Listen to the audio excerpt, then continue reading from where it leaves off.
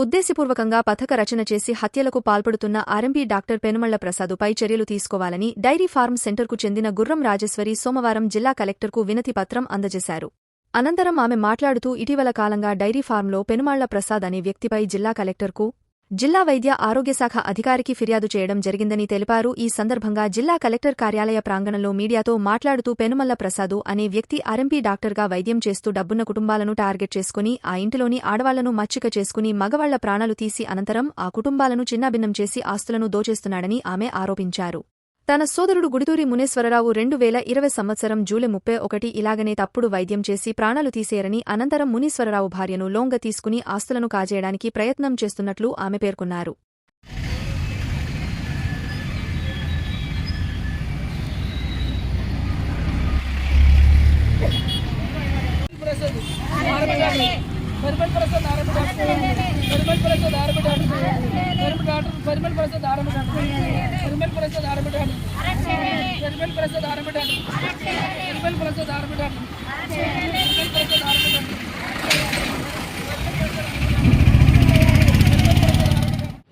నేను ఈ మధ్యకాలంలో ఆర్ఎంపీ పెనుమళ్ల ప్రసాద్ చేతిలో చనిపోయిన సిస్టర్ నేనండి.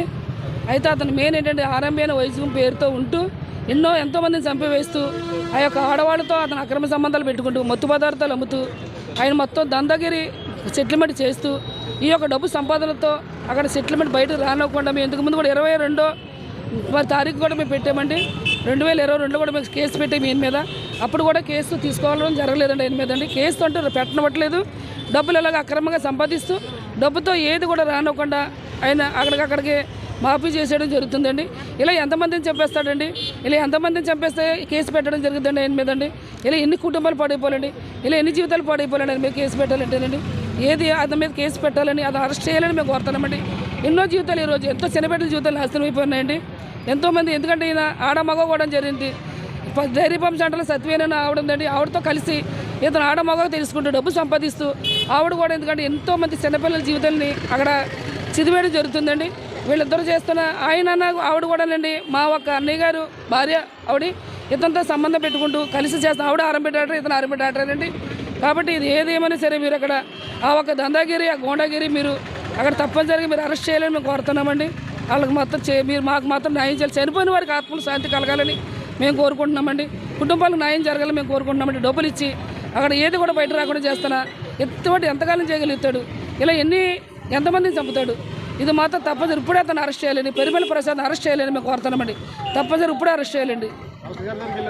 వెళ్ళామండి, కలెక్టర్ గారి దగ్గరికి వెళ్ళామండి. వెళ్ళి కాయంతం ఇచ్చామండి. ఇలాగ మాకు ఇలాగ చేయడం జరిగింది. అయితే మేము చూస్తామా, మేము అరెస్ట్ చేస్తామని కూడా చెప్పడం జరిగిందండి. మేము వెళ్ళి వచ్చామండి ఇప్పుడండి. నా పేరు గుర్రం వెంకటరాజేశ్వరి అండి. మేము చూస్తాము కేసు, అక్కడ మేము తప్పనిసరిగా మేము ఆయన అరెస్ట్ చేస్తాము అని చెప్పాడు అక్కడ. ఎందుకంటే 5 లక్షల మొత్తం చేసి ప్రతిదీ కూడా డబ్బులు ఇచ్చారండి. ఆయన మాఫీ చేయడం జరుగుతుందండి. ఏది వచ్చినా సరేనండి. తనే కాదు, తనతో కొంత అనుసరులు కూడా ఉంటూ చేయడం జరుగుతుందండి. ఇప్పుడు మేము వచ్చామండి. ఇంటికి వెళ్ళే వరకు కూడా మాకు కంగారుగానే ఉందండి, భయంగానే ఉందండి. ఏమైనా మాకు ఏదైనా జరిగింది ఏంటండి మా కుటుంబానికి కానండి, కేవలం అతని వల్ల జరుగుతుందండి. ఆయన అనుసరుల వల్ల జరుగుతుంది. వాడు మా ప్రాణాన్ని కూడా అండి హాని ఉన్నదని వీళ్ళు కూడా అతని బాధ్యతలకు సంబంధించిన వాళ్ళేనండి. వీళ్ళు కూడా రాకపోవడం కారణం కుటుంబాలని, బిడ్డల్ని భర్తలు ఏం చేసేస్తాడని రాకుండా ఇంటిలో దోకోవడం జరుగుతుందండి.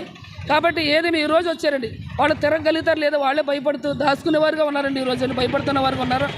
కాబట్టి ఇది మాత్రం తప్పనిసరిగా అతను ఆరాధకాలకి మీరు తప్పనిసరిగా మీరు అక్కడ ఆయన అరెస్ట్ చేయాలని మేము కోరుతున్నామండి.